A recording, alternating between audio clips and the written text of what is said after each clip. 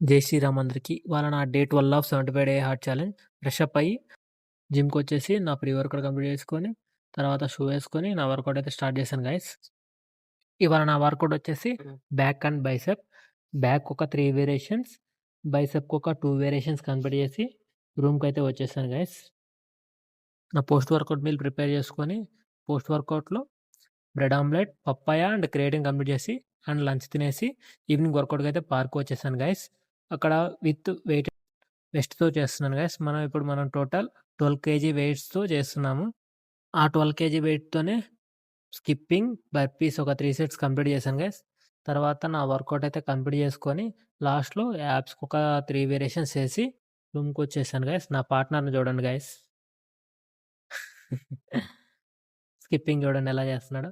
తర్వాత షటిల్ అయితే ఒక హాఫ్ అన్ అవర్ ఆడేసి రూమ్‌కైతే వచ్చేసాను గైస్. తర్వాత రాగి జావా అండ్ నా డిన్నర్ కంప్లీట్ చేసుకొని డే 12 అయితే కంప్లీట్ అయింది గైస్.